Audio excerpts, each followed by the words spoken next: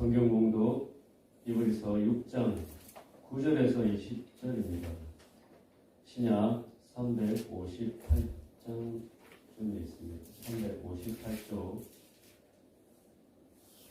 히브리서 6장 9절로 20절까지입니다. 제가 먼저 읽고 여러분의 은혜를 교도하신 후에 마지막 20절은 함께 읽겠습니다. 사랑하는 자들아, 우리가 이같이 말하나 너희에게는 이보다 더 좋은 것, 곧 구원에 속한 것이 있음을 확신하노라. 하나님은 불의하지 아니하사 너희 행위와 그의 이름을 위하여 나타낸 사랑으로 이미 성도를 섬긴 것과 믿는 것을 잊어버리지 아니하시느니라. 우리가 간절히 원하는 것은 너희 각 사람이 동일한 부지런함을 나타내어 끝까지 소망의 풍성함에 이르러 게으르지 아니하고 믿음과 오래 참음으로 말미암아 약속들을 기업으로 받는 자들 본받는 자 되게 하려는 것이니라. 하나님이 아브라함에게 약속하실 때에 가리켜 맹세할 자가 자기보다 더 큰 이가 없으므로 자기를 가리켜 맹세하여 이르시되 내가 반드시 너에게 복주고 복주며 너를 번성하게 하고 번성하게 하리라 하셨더니 그가 이같이 오래 참아 약속을 받았느니라. 사람들은 자기보다 더 큰 자를 가리켜 맹세하나니 맹세는 그들이 다투는 모든 일의 최후 확정이니라. 하나님은 약속을 기업으로 받는 자들에게 그 뜻이 변하지 아니함을 충분히 나타내시려고 그 일을 맹세로 보증하셨나니 이는 하나님이 거짓말을 하실 수 없는 이 두 가지의 변하지 못할 사실로 말미암아 앞에 있는 소망을 얻으려고 피난처를 찾은 우리에게 큰 안위를 받게 하려 하심이라.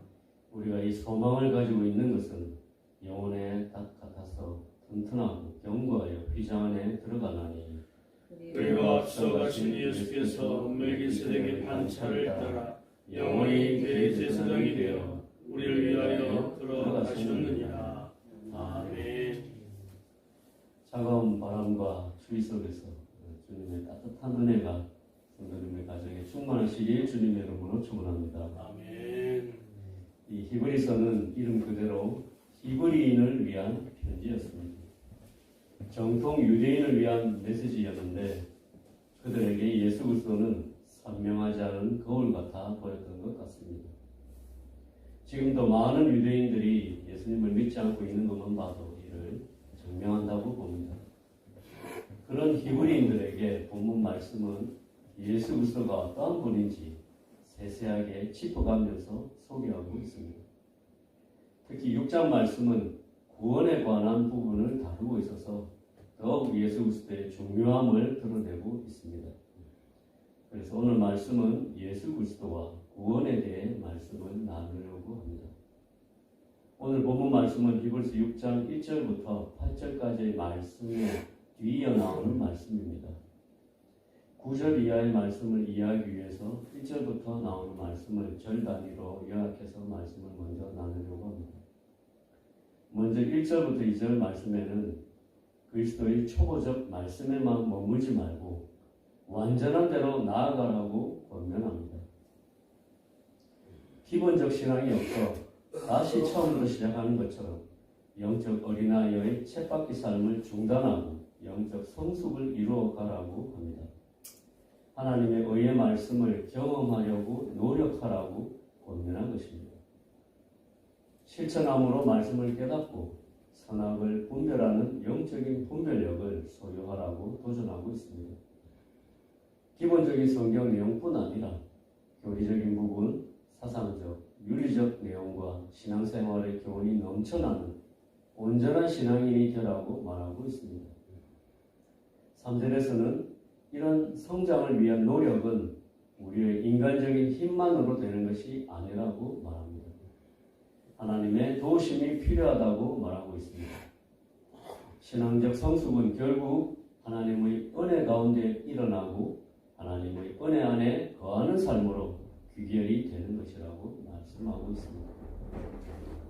4절에서 6절에는 그러나 교회 안에서 보면 초보적 진리에서 성장하지 않고 머물러 있는 자들 중에 복음의 진리와 성령의 체험과 내세와 죄사함과 부활과 실망의 믿음을 저버리고 타락하여 배교의 길을 가는 자들이 생길 수 있다고 경고하고 있습니다. 그래서 7절에서 8절에서 그들은 비를 흡수한 땅이 채소가 아니라 가시와 엉겅퀴를 내므로 저주를 받아 지옥불에 던짐을 당하듯이 그들처럼 타락과 배교의 경계선에 서 있지 말라고 경고합니다. 물가에 서서 위태위태하게 노는 철없는 아이처럼 위험할 수 있다고 경고하고 있습니다. 하지만 9절에서는 히브리서의 수신자들에게 위로의 말을 또 격려의 말을 시작합니다. 앞에서 이같이 경고의 말을 했지만 너희에게는 이보다 더 좋은 것, 곧 구원에 속한 것이 있음을 확신한다고 격려합니다. 이 말은 히브리서의 필자가 보았을 때 히브리서의 수신자들은 배교자들보다 나은 바가 있다는 뜻이었습니다. 그리고 그들이 배교하는 자들보다 구원에 가깝다고 확신하는 말을 합니다. 또한 그들에게 구원과 관련된 구원의 열매가 있다고 말합니다. 필자가 이렇게 생각하는 이유는 하나님은 불의치 아니하시기 때문이라고 설명하고 있습니다. 하나님은 거짓말하는 분이 아니시며 약속을 저버리는 분이 아니시라고 말하고 있습니다. 요한복음 10장 28절과 29절을 보면 내가 그들에게 영생을 주노니 영원히 멸망하지 아니할 것이요 또 그들을 내 손에서 빼앗을 자가 없느니라. 그들을 주신 내 아버지는 만물보다 크심에 아무도 아버지 손에서 빼앗을 수 없느니라. 하나님이 주시는 구원은 그 누구도 하나님의 손에서 빼앗을 수 없기 때문에 하나님이 하신 말씀은 거짓이 될 수 없습니다. 이 말씀에 나오는 한 손은 예수 그리스도의 손이며 또 다른 한 손은 하나님의 손입니다. 두 번의 손이 붙들고 있으니 우리의 구원은 더욱 확실합니다. 결국 필자는 히브리서의 수신자들의 영적 미성숙을 책망하며 배교를 경고했지만 그들 속에 좋은 것들과 선한 구원의 열매들이 있음을 확신하고 있다고 격려한 것입니다. 이 격려는 그들이 사랑으로 성도들을 섬기는 행위로 구원의 열매들이 표현되고 있는 것에 근거를 둔다고 말합니다. 본문 10절에서 구원의 확신은 이처럼 하나님의 신실하신 약속 위에 서 있는 것이며 우리의 삶 속에서 선한 사랑의 열매로 나타납니다. 11절부터 12절까지에서는 또 이렇게 강조합니다. 하나님께서는 우리가 구원받음으로 멈추어 있지 않고 구원을 이루어가기를 바라십니다. 그래서 하나님께서는 우리가 서로 부지런히 사랑하며 믿음의 성숙을 향해 나아가라고 권면하십니다. 하나님의 구원의 약속을 믿고 구원의 약속을 따라 살며 그 구원의 소망 중에 기뻐하는 자들을 본받으라고 말씀하십니다. 이 말씀을 통해 구원은 개인적으로 보면 믿음으로 받는 것이며 구원을 이루어가는 것은 교회 공동체적으로 보면 믿음 가운데 함께 이루어가는 것임을 말씀합니다. 즉 구원을 함께 이루어가기 위해서 동일한 부지런함을 나타내어야 합니다. 그리고 예수 그리스도의 재림과 죽은 자의 부활과 천국을 소망하는 신앙이 주님 오실 때까지 변치 않고 지속되도록 함께 모닥불처럼 타오르라고 하십니다. 또한 천국의 소망과 안식의 약속을 붙들고 살아갔던 믿음의 사람들을 본받는 자가 되라고 하십니다.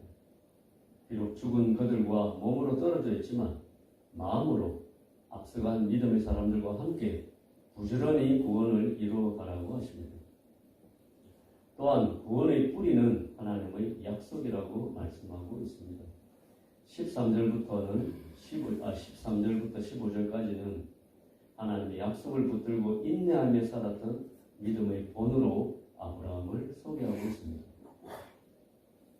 아브라함은 내 씨로 말미암아 천하 만민의 복을 얻을 것이라는 하나님의 약속을 75세에 받았습니다. 그리고 100세까지 약 25년간의 세월을 인내로 기다렸습니다. 25년간의 세월을 의심하거나 낙심하지 않고 하나님의 약속의 성취를 기다리고 기대했습니다. 아브라함은 오래 참고 기다리는 중에 100세 때에 마침내 약속의 아들 이삭을 얻습니다. 그 아들은 땅의 모든 족속이 너로 인하여 복을 얻으리라는 하나님의 약속으로 받은 아들이었습니다. 그것은 메시아로 말미암아 온 세상에 미칠 구원의 복이 있는 약속이었습니다. 그래서 이삭은 메시아의 표상이요 모형이었습니다.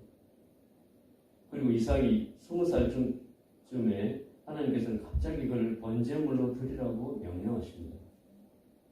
아브라함은 그때도 하나님의 명령에 절대 순종합니다. 하나님께서 이삭을 죽게 하신다면 다른 아들을 주시든지 아니면 죽은 그를 다시 살리실 것을 믿었기 때문입니다. 결국 이삭을 죽이려던 아브라함을 하나님께서 막으시면서 이삭은 죽은 자 가운데서 다시 살아난 자와 같은 예수 그리스도의 표상이 되었습니다. 내 씨로 말미암아 천하 만민이 복을 얻으리라는 하나님의 말씀은 구원의 약속이었습니다. 하나님의 약속을 기업으로 받은 아브라함처럼 우리 성도들도 하나님의 구원의 약속을 굳게 믿고 약속의 성취를 끝내 이루기를 주님의 이름으로 축원합니다. 아브라함에게 주신 하나님의 약속이 어떤 약속이었는지 본문 16절부터 다시 언급합니다. 하나님의 구원의 약속은 확실합니다. 왜냐하면 하나님이 하신 약속이기 때문입니다. 하나님은 자기보다 더 큰 자가 없는 분이십니다. 그런 분이 하신 약속입니다. 또한 하나님의 구원의 약속은 하나님이 맹세하신 약속이기 때문입니다. 즉 하나님이 하신 구원의 약속은 하나님의 맹세입니다. 만약 그 맹세가 거짓이라면 하나님은 거짓말쟁이가 될 것입니다. 이는 있을 수 없는 일입니다. 이처럼 구원의 여정은 길지만 구원을 이루어가는 길이 길고 인내를 요하지만 이 긴 구원의 여정 속에 소망을 잃지 않을 수 있는 비결은 하나님의 약속을 붙들고 가기 때문입니다. 그 약속은 이처럼 확실하기에 구원의 긴 여정 속에서 소망이 될 수 있습니다. 왜냐하면 이 약속은 거짓말하지 않으시는 하나님의 약속이며 하나님의 맹세이기 때문입니다. 그래서 구원을 향해 큰 바다를 항해하는 성도는 하나님의 약속이라는 북극성을 바라보며 큰 바다와 같은 세상에서 좌표를 잃지 않고 앞으로 전진할 수 있습니다. 이런 구원의 소망은 영혼의 닷과 같다고 비유하고 있습니다.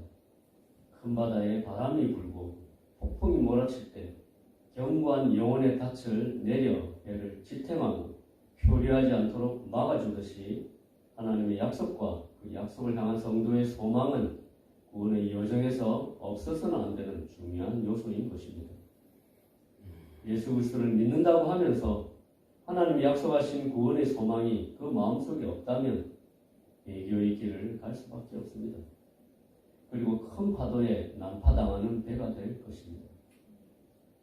또한 본문 20절에서는 예수 그리스도께서 이미 우리가 장착하게 될 완전한 구원의 길을 먼저 가주셨음을 잊지 말아야 한다고 권면합니다. 우리의 대제사장이 되셔서 당신의 피로써 우리의 모든 죄를 속죄하시고 하나님의 지성소로 들어가셨습니다. 그리고 우리가 하나님께로 나아갈 수 있는 길을 만들어 주셨습니다. 누가복음 23장 45절과 46절에 성소의 휘장이 한가운데가 찢어지더라. 예수께서 큰 소리로 불러 이르시되 아버지 내 영혼을 아버지 손에 부탁하나이다 하고 이 말씀을 하신 후 숨지시니라 라는 말씀이 있습니다. 그리고 요한복음 14장 6절에 그 사실의 의미를 밝히셨습니다. 예수께서 이르시되 내가 곧 길이요 진리요 생명이니 나로 말미암지 않고는 아버지께로 올 자가 없느니라. 간혹 구원을 받았다는 것이 사실처럼 느껴지지 않고 구원의 확신이 흔들릴 때가 있습니다. 성령으로 변화되었을 때는 구원의 은혜가 생생하게 느껴질 때도 있지만 신앙생활이 길어질수록 첫사랑의 감정은 사라지고 구원의 소망은 흐려질 때도 있는 것입니다. 이런 히브리서의 수신자들에게 필자는 구원의 기초는 하나님의 약속이라고 말합니다. 변치 아니하시는 하나님의 언약 위에 신앙이 세워질 때 성장이 일어난다고 조언합니다. 구원의 은혜는 이처럼 우리 신앙생활의 시작이며 끝입니다. 이 긴 구원의 여정을 향해가는 우리는 하나님과 하나님의 말씀으로 인해 소망을 품고 광야와 같은 세상을 살아갈 수 있습니다. 하나님의 은혜로 구원을 받고 하나님의 은혜로 구원을 이루어가며 하나님의 은혜로 구원의 목적지인 천국에 다다를 것입니다. 날마다 이 구원의 은혜 가운데 살아가시는 저와 성도님들이 되시기 주님의 이름으로 축원합니다. 아멘. 함께 기도하시겠습니다. 하나님 아버지, 예수 그리스도로 말미암아 구원의 길을 만들어 주시고 우리가 걸어갈 길을 밝히 보여 주셔서 감사합니다. 우리의 신앙이 멈추지 않고 전진하길 원합니다. 신실하신 하나님의 약속을 믿고 흔들리지 않는 믿음의 삶을 살아갈 수 있도록 도와주시옵소서. 예수 그리스도의 이름으로 기도드렸습니다.